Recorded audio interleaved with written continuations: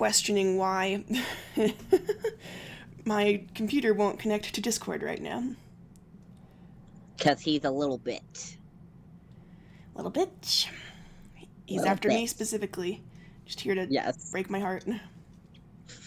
Oof. Oh my goodness. Okay. Now we play the game of I need to be patient and not assume that things aren't working. But Yes. nothing is happening, and so it is difficult for my brain. Also, I did think of another thing for like practicing talking as Sullix just because there's S's in it. You let them shenanigans is hard to say Yeah. with a list, but shenanigans. You let them shenan once, you best believe they're gonna shenan again. That's just how it works in this bitch of a world. Why does that sound like Carcat pretending to be Sullix? Your Solix brain has grown so strong it can't accept any imitators.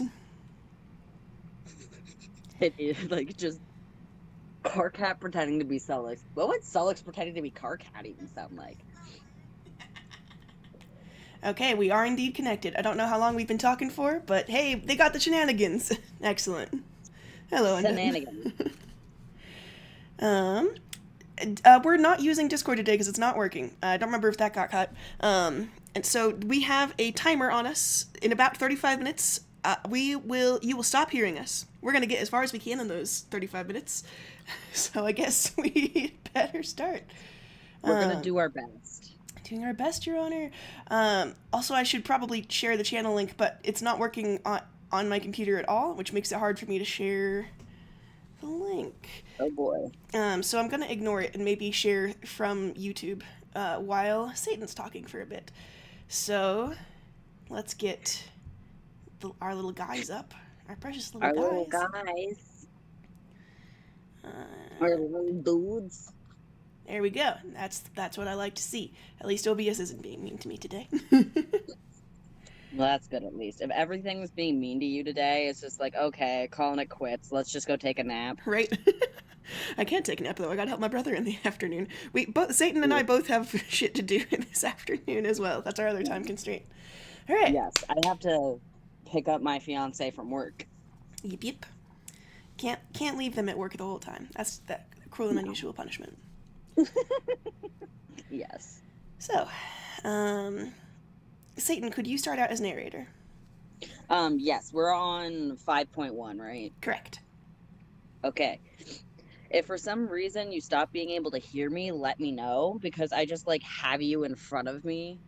Yeah. Will Okie do. dokie. Okay. Your friends take you to the cafeteria, which seems to be like the dining room of the Lalonde house, but with far more chairs and tables. It doesn't look like there's nearly enough people here to fill them, which is a little odd. Several of your friends go up to get food, opting to leave you with Sullix in case you do anything weird up there. You don't know what weird thing you could possibly do. You're incredibly normal. They know I don't need to eat, right? You say to Sullix.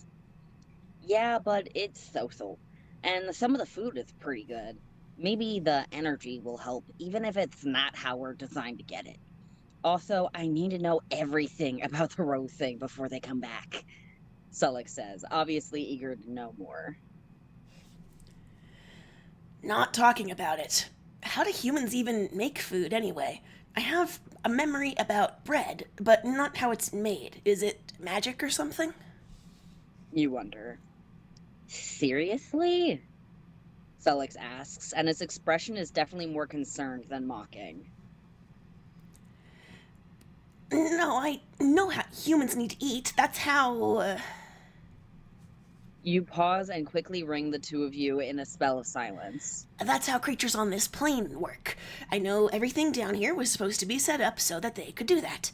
I guess the middle step between and the world was good and humans not all starving to death didn't interest Cancri enough to pay attention, so I don't totally get how all of that comes to be.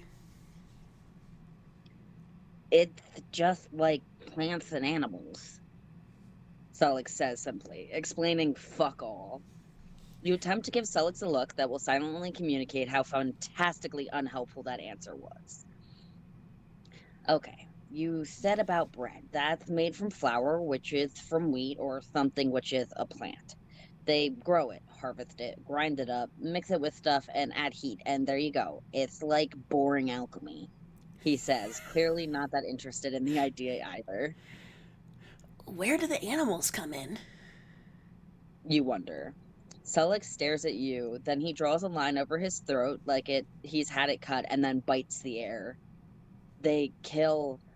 Oh no, like the orca in the documentary, like the squirrels in the woods. You clap your hands over your mouth in horror, and the silence spell pops like a bubble around you. We brought food and coffee. Rose announces as they return. You look at their food in vague terror. None of it looks like the kind of thing you'd find outside, so you don't know what any of it was before. I don't want to eat anything. You squeak.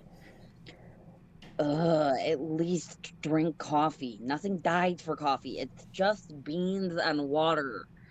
Sullix groans and grabs a cup of coffee from Rose's tray and gives it to you. Nothing died for.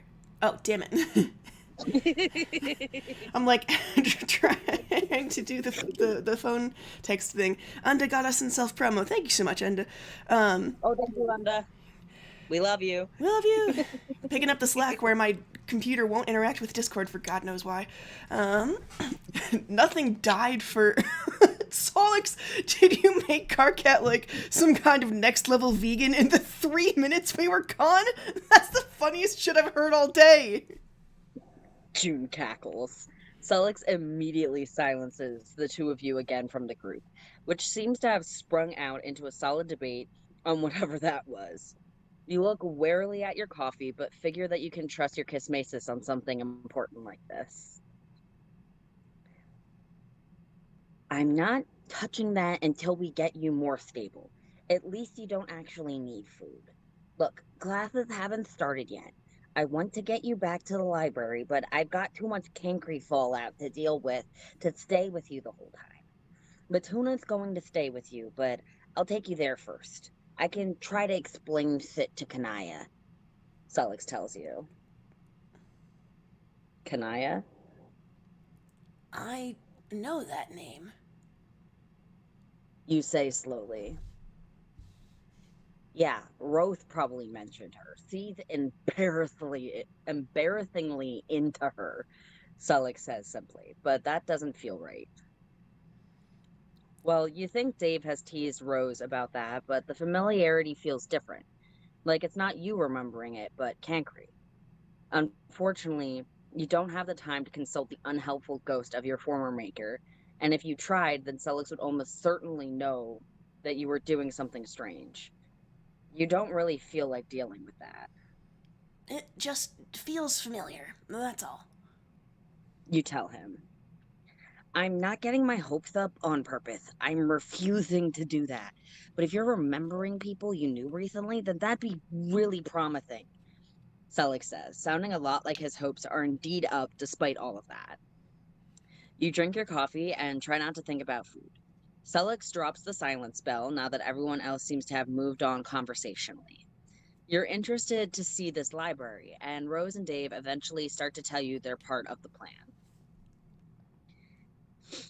Mom essentially said that she's going to say that you got caught in part of her experiments when you came to visit us. That you got something wrong with your mind for a bit, and she's faked a bunch of magical results if people try to test you. Dave explains, holding up a slip of paper. You narrow your eyes at it suspiciously. It's obviously magical, but you can't see the spell with it folded up like that. By which we mean anyone that reads this letter will see the results she says will be there if they do any tests, regardless of what actually might show up. Rose continues, and that fits the vibe that you can feel from the spell. It's very voidy. Pro tip from me to you, try to avoid letting people run tests on you at all. June advises you. What about you? Oh, wrong voice. No, that's Carcat. Oh, was it? Yeah. It's the indent. June is indented, Carcat is not. Okay. It sounded like Jade voice for a second, but not quite as high. Ah, had the gravel. Okay. Maybe I'm just slowly losing my mind. I hope not. I like your mind. I appreciate. What about you? You asked Jade curiously. Well, my grandpa had lots of spells that worked with remote observation. I think he liked to watch what was going on all over the island or something. But I can rework some of those spells to help us keep an eye on what's going on over the campus. That way, we know if something or someone is trying to get to you. Trezzy's gonna help me. Jade tells you. I didn't know that you knew how to do magic like that. Dave says in surprise. I do because I've seen it written down and I know the feel of it. But Jade hesitates. Yeah, I'm like that with some stuff that we have from mom. I know it works. I can make it work. Do I know how it works or how to change it? Nah, I can do it. Dave starts. but you don't know how to do it. Exactly. Terezi said she'd help, and she knows it's going to go right. She also said we could, and I quote, wing it. Jade giggles. June, who you'd think would enjoy a joke given that she's what she's got of, rolls her eyes and looks annoyed. Sullix's phone beeps and he gets up, motioning for you to do the same.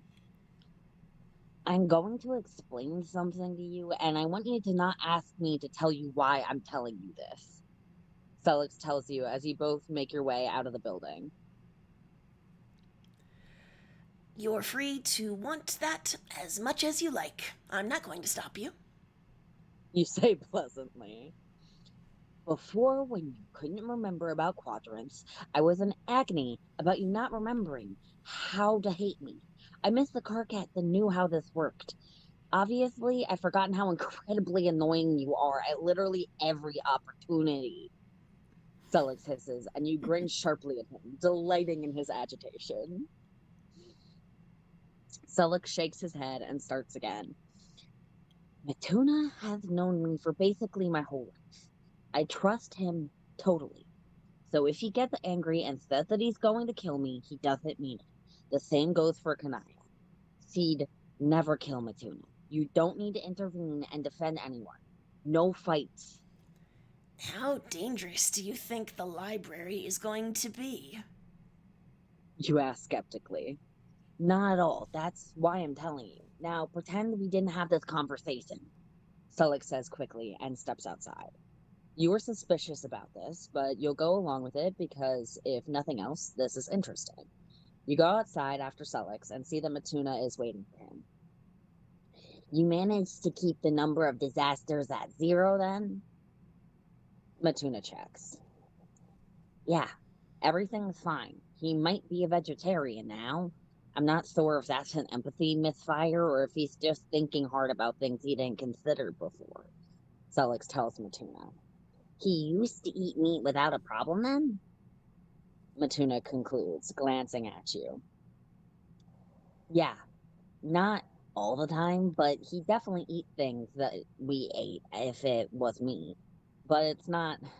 If he'd refused it before, I wouldn't have thought that was an uncar cat, like, you know? Sullix elaborates. Who's we? Wait, it'd be your friends, right? But that's a weird way to talk about food you'd eat by yourself. You thought you were human before, didn't you? You would have eaten your own food, surely. But if he means pre-event, then who does he mean with we? Because he obviously doesn't mean Matuna. Weird. Do you remember anything about the library or what you do? Matuna checks with you. Dave and Rose told me about. You start. He doesn't remember anything. It's the Lolon Library. You know it's Nerdhilistic. He started learning about magic, books, and things. His boss is Faye, and get this, married to Spade Slick. Felix interrupts you. No shit? Oh, oh, that's where he got that book. Matuna grins. Yeah, I've not worked out if he was trying to help Karkat or if he was under the impression that he was being funny. Or both. Selleck sighs and opens the door to the library. He pushes you in first, which wasn't needed at all. Both. Oh, that was the wrong chapter. Both. Matuna agrees solemnly, walking right behind you with Selleck swallowing him. You need to go to the staff office, Selleck tells you and points past Matuna to show you. Through the door that says staff office on it. I'm so glad you told me. You grumble and hop the metal barrier to get there. Oh, hey, you can see the girl inside through the glass. You do recognize her. Oh, I know her. You start. Selleck makes a panicked noise, and abruptly the three of you are in the office. The girl, Kanaya, jumps at your sudden presence and stares at Matuna. I know you. You insist. She looks at you for a split second and then goes back to staring at Matuna. You didn't need to. Matuna switches from complaining to Selleck to staring at Kanaya. Oh no. Matuna? Kanaya shouts, making you flinch and tense up, but you trust that Selleck meant it when he said that this wouldn't go violently. Fuck, I'm sorry. I shouldn't be here. Did you know about this? Matuna hisses the last part at Selleck. I know you should stop being a little bitch, Selleck tells Matuna. Matuna snarls at Selleck and lunges for him, but Selleck teleports to the other side of the glass and sticks his tongue out at Matuna. Selleck then shoots you a warning look and vanishes for good. Where have you been? Kanaya shouts at Matuna. I'm sorry. I didn't think you'd be here. I'm sure you don't want to see me after what I did. Matuna apologizes hastily. What did you do? You ask curiously. Karkat, just shut up. Kanaya snaps at you and glares at Matuna. No. You say, because you can. We thought you were dead, Tuna. We looked and looked for you after the event, but we could never find you. You saved us. You tried to save Signless, then you vanished and never showed up again! Kanaya snarls at him. I'm sorry. Matuna chokes out. Kanaya hisses, her fangs on full display. She grabs Matuna, and if Selleck hadn't explicitly warned you about this, you might have tried to protect him, because there's no need, because this is just a hug. It's a crushing hug, but it's not putting Matuna in any danger. You have no idea what's happening, but you can make an educated guess. You know this girl's face from Kankri's memories. You saw her mother last time, but you recognize her. You know why Matuna fell. So it's a pretty simple puzzle to put together. You're not sure why she thought he was dead or why she's so angry, but it's not really your problem. You have a little look around them, trying not to disturb the two of them as you do. There's a bunch of books around, which isn't too interesting. But you have a peek at the nearest desk and eventually just sit on it so you're out of the way. You're partway through rummaging curiously through the drawer when Kanaya calls your name. Yes, hi, hello. You say quickly, shutting the drawer and acting like you weren't snooping. What's going on here? How did you find Matuna? Kanaya asks. We went to... Fuck, think of a lie. Solix introduced us.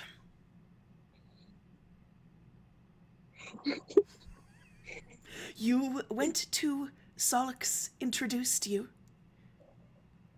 Kanaya repeated flatly. Shit, commit to it. Yes. Zelix did introduce us. I'm not sure if I'd say that we went to Zelix introduced us, because that's a stupid fucking thing to say, but it's fine. He's, something scrambled his head a little, and he doesn't remember anything, and he's acting a little weird. I'm keeping an eye on him, but we thought that having him in familiar places might help him, so he's on campus and here again. Matuna explains. You just didn't know that Kanaya was here. You add. Kanaya looks at Matuna and then at you, looking incredibly suspicious. You said that he didn't remember anything.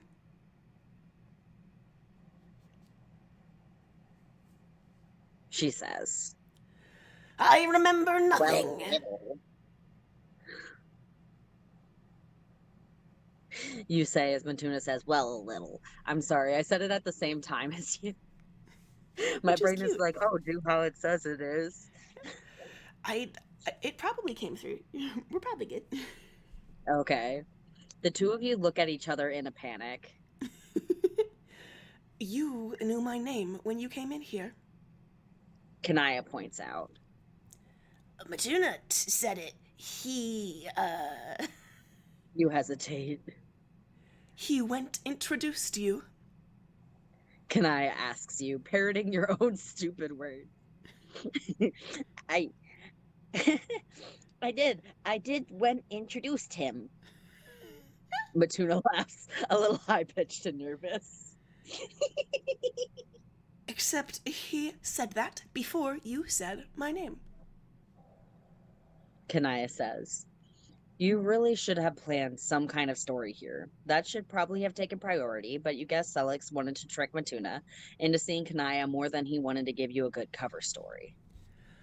Karkat didn't know what species he was, though he was trying really hard to find out. Now you show up, which doesn't make any sense because I know that Karkat already has a demon friend who could help him, assuming they're not fighting at the time. Though the fighting seems to have settled down of late. So it seems very strange that you, in particular, are the one helping him. Kanaya says slowly. I mean, I've known Zelig since he was a little kid. People like that grow on me. You should know that. I wanted to help when he asked. Matuna tells her. He's immune to fire. He doesn't need to breathe. I didn't think of this because Karkat was always so nice, but he's like you. He's an angel. Kanaya whispers. She wasn't supposed to know. No one was. Everyone was super clear about this. What?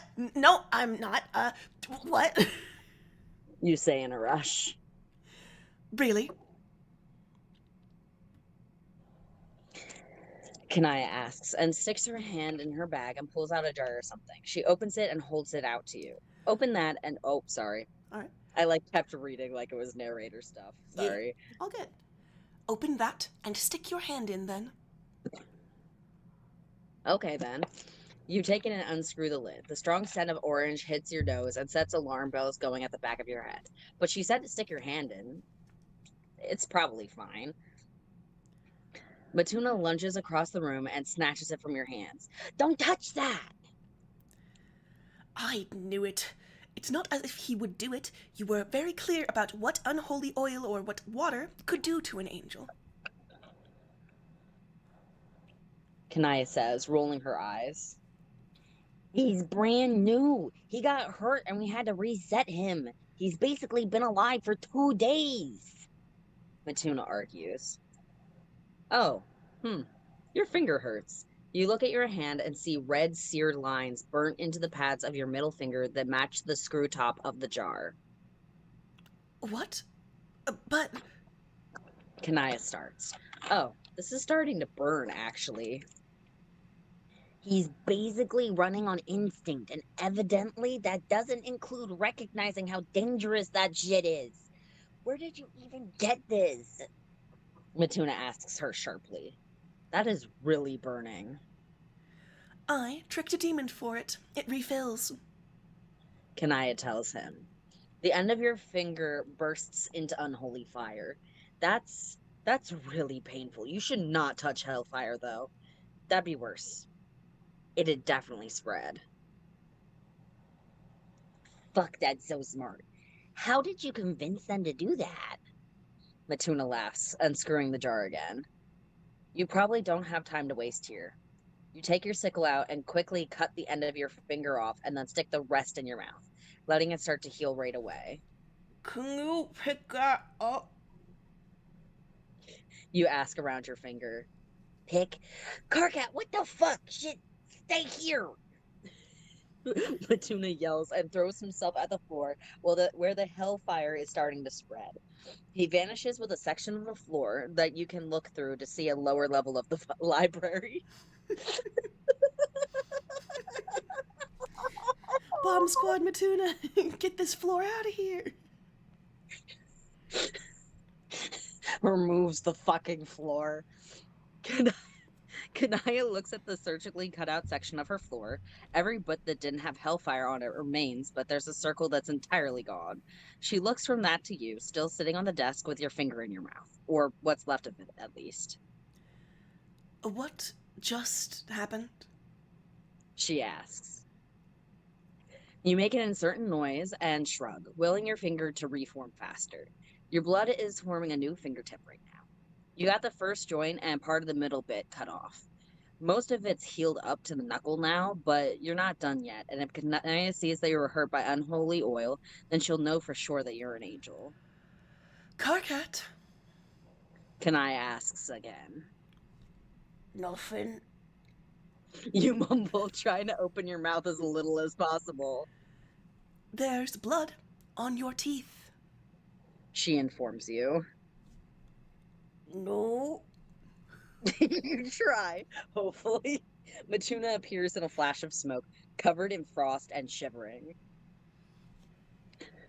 It's not even 10, and we've already had a problem. When I said, don't cause problems, don't get in trouble, I didn't mean that you should find that there's a problem, not tell me, and amputate a digit. Matuna shouts at you. Your first go-to should not be amputation. When in doubt, cut that out. Oh, ow. I'm fine. I need a drink. You need a drink. Do you want to switch being narrator? You've been at it for a bit. That would be lovely. Hell yeah. you get that drink, bud. You mumble an apology around your reforming finger, but you feel about an inch tall.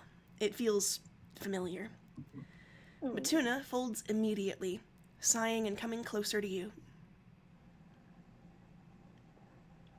Let me see. Unholy oil is really painful to angels. I've not seen it in person before, but it's not good. Matuna says, trying to tug your hand from your mouth. You look at Kanaya anxiously and resist Matuna's attempts to take your hand. She already knows. It's pretty hard to hide shit from Kanaya. She's a sharp kid. Matuna tells you. I am thousands of years old, Kanaya insists, and waves a hand at the glass windows. They turn black, and the doors lock with a click. Matuna pulls your hand from your mouth, and you wince as the blood that had been reforming your finger against your tongue now runs down your hand. He really is an angel. You said to never trust any of them, Kanaya says warily, peering at your finger and the infinite smaller rings within it as it tries to reform. He is. He ran into his maker who didn't remember shit either. Long story short, he got fucked over by the person who made him and the system he came from. Looking after kids like that is sort of my life's second calling. Let me see. Matuna says quietly and pulls your hand to his face. He kisses where your finger should be, and your blood rushes towards him. You get flickers of something, of being small and looking up at a starry sky as someone bigger and caring explains everything, feeling safe. Then a man that you love, holding on to a little girl who is sniffling about how unfair all of this is. Someone else, two smaller someone else's, tucked up against either side of you, in a dark and lonely place. What settles on you, finally, is a vision of you, a feeling of horror in your chest as you realize what this angel has been through, that you'd kill his maker if the chance hadn't gone. They're not your feelings or memories. They're too vague to hold on to, but it feels... Blood magic. Connections. There. One more time, the blood on that really peaked. Oh. Sorry, 1 second. 1 second? Wow, Matuna's taking over my words now. As he Blood. should. Blood. Blood for the blood god. Blood Milk for god. the cornflakes. Yeah. Sorry. Blood magic. Connections. There. Matuna says, and lets your now fully formed hand go. He really didn't know before, did he? Kanaya says quietly. Nope. Neither did his maker. Now he knows some angel stuff, but pretty much no Karkat stuff. He misinterpreted someone arguing with me as someone trying to kill me and went right to murder as a first option. He needs supervision, but I can't just keep him locked up. If he's here, he can go back to how he was. Matuna says unhappily. What if I don't go back to how I was? Also, you said no one was supposed to know. You point out. Then you can be who you are now, ideally with Les cutting off your own fingers. And she's already figured it out, and there's no hiding shit from Kanaya. She's a meddling bitch. Ow. Deadpan ow. Oh, sorry, my bad. You're good. Ow. Matuna says that ow completely deadpan as Kanaya punches him in the shoulder. Someone else has to know, Kanaya says, and pulls her phone out. Are you shitting me? No, you can't go telling people about him. Matuna yelps, turning to look at her face on. Literally, I don't think you can. There's some kind of spell that stops people from saying it if they don't know. I think... You stop talking as you catch Matuna's... Shut up. Look, a little too late. Mother, hello. I know you said you were leaving town today, but you will never guess who I've found. Kanaya says brightly.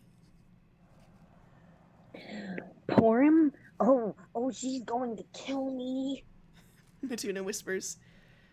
Will she? No, I won't let her. You promise, grabbing onto his arm protectively. No, not literally. Don't do the Latula thing again. Matuna says hastily. You relax, but remain suspicious. You've got it in one. He's at the library. He does have a... oh, you're right, Karkat. I can't say. Matuna adopted another kid.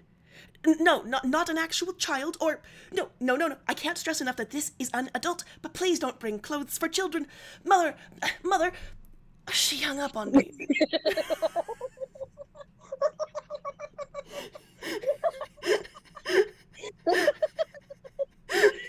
Sorry. Fuck. Because you implied that she's a grandmother. Matuna groans. Well, it wasn't as if there was much of a chance for it before now. Kanaya reasons. Oh. I'm confused. You interrupt. I get the feeling that this is something of a theme for you at the moment, Karkat.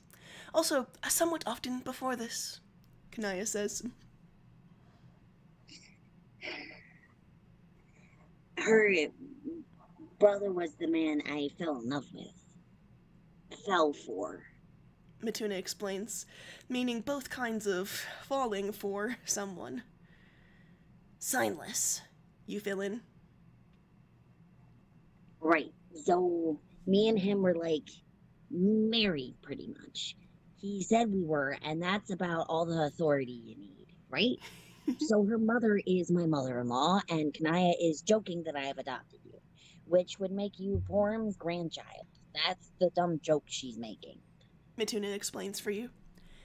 That's not how that works, you tell him. That's why it's a dumb joke. He says back. You guess that checks out. So he really doesn't remember anything. You said you reset him, and he's basically days old, but that doesn't actually explain very much at all. Kanaya asks, deciding to drop the very dumb joke to ask more questions. He seems to be getting bits. He acted like he recognized you, but it's pretty much all gone.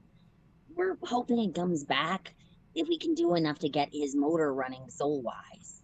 It's kind of hard because I didn't know him before, and everyone else either doesn't know angels enough to know how to help, or doesn't get normal behavior enough to get it. or is drowning in guilt or fear about it. Matuna says, a little despairingly. I think I've mostly smacked Solix out of that. You offer that information happily. He really has started treating you more like he hates you now. TMI, Carcat. Matuna snorts. What's a TMI? You ask. Linguistically, that's pretty interesting. He can remember enough English to communicate, but he didn't know that. He doesn't seem to pick up context so easily either, Kanaya says. Yeah, he's got English because it's running through what his maker Cancri knew. Either that or it's angelic being translated through a spell that's not updated. I don't think it's that, though. Angelic doesn't play nice with moral languages, or other languages either. Matuna explains, though he's not telling you what TMI is. I'm right fucking here. Can you not talk over my head? You snap. Oh, kind of hard not to. Matuna grins and pats you on the top of the head. He's taller than you anyway, and you're sitting on the desk, so you're definitely below him. That was a very Carcat response, Kanaya says, and when you kick Matuna in the leg, she adds, as is that. Too much information. I was joking that you were literally slapping him. Pitchly. Matuna says, and rolls his eyes at you. Too much information, huh? I'll try that and let you know what he says, or how he says it, or maybe what sound that gets. You say innocently, and beam at the grossed out look that crosses Matuna's face. Okay. Yes. Carcat, but reset. How can I help? Carcat, what parts of your soul or whatever need help? Kanaya directs that last part at you, and you're happy to actually be included again. I don't know. I can't feel those things. Sometimes my chest hurts. It's my heart, or my rings moving, or stopping. You explain. Okay, can we take a quick break? Because I really need to use the bathroom. Gotcha. Yeah, we will pick up here after break. We'll restart our Okay, little sorry. timer. I drank tea before we started. Tea's good. All right. Wonderful. Talk to you in a minute. I'll be back. Sounds wonderful. Hi, Edelweiss. The he went and introduced us is a very good bit. You should be proud. But I'll start up the music and we'll see you guys in about 15 minutes.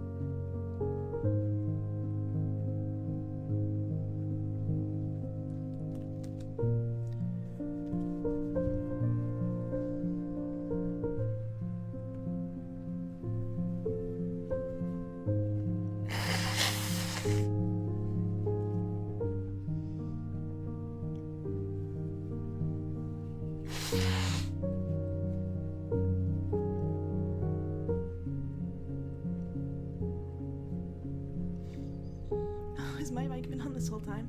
Goodness.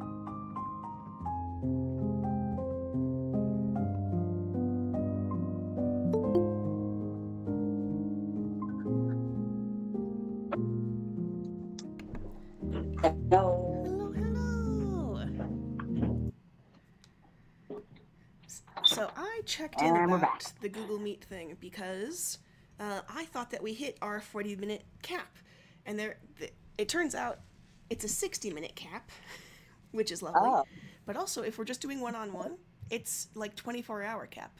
So that makes this a way better thing. I remember when my family was using this during the pandemic, it was a 40-minute thing. So this is a great adjustment. yeah, that's much better. Yeah. So we don't have to fuss around with links too much anymore, which is just nice for logistics. What's this about religious? Logistics. Oh, logistics. It's nice for the religious, you know, not enough things are nice for religious people. What they really need is more nonsense.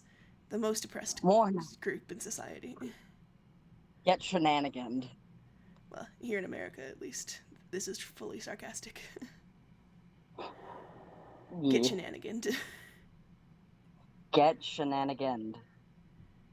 If you let them shenan once, you best believe they will shenan again. Shenanan again and again and again. Shenan again. That would be a very silly cover. There's other things to do in life. Oh, am I just voicing Matuna in this one? Yeah, I was thinking I would still start out as narrator since you went for a good long while. I do appreciate it. I love Matuna dearly, but his voice fucks up my throat a little bit. Yeah, that's how I feel about Carcat. Could I do a different Carcat voice? Sure. Would I feel bad? Yeah. Would I feel guilty about it? Yes. I had a voice coach recently who was like, you know, it's really hard to do that voice if your throat isn't super fucked up, right? And I was like, well, if I do it long enough, maybe my throat will get fucked up and it'll be natural. She was like, I don't think that's a goal to strive for. And I was like, fair. This is why we drink the good tea that soothes the harm. Pretty much. And why you gotta have like a shit ton of beverages. Mm-hmm. Armada of Bev. Alright, we ready? Ready. Onward, Aoshima. What? I said onward, Aoshima. Aoshima. Cool. It's a reference from Gravity Falls. Oh, I watched it years ago. Don't remember much. I liked it. It's a good show. It's very cute. Mm-hmm. And fun. That's the good combo. Okay, yes, Carcat, but reset. How can I help? Carcat, what parts of your soul or whatever need help? Can I direct that last part at you, and you're happy to be actually included again? I don't know. I can't feel those things. Sometimes my chest hurts. It's my heart or my rings moving or stopping. You explain? What? You never told me that. Matuna yelps. It didn't seem important. You shrug. It really didn't. Carcat, if you're in pain at all, or if you feel anything like that, you need to tell me. Matuna tells you very firmly. You consider this for a moment. Wouldn't that be TMI, like you said? No, Carcat, if you're in pain, I need to know. He says again. Well, okay. You start. Good. Matuna interrupts. I don't know how Solix will feel about that, but if that's what you really want, you say, as earnest as you possibly can be. Matuna's eye twitches, and Kanaya laughs and manages to smother it as Matuna glares at her. With as much detail as, hey, Matuna, I'm in pain. You switch to just telling him that as he bops you on the head, nowhere near hard enough to actually hurt.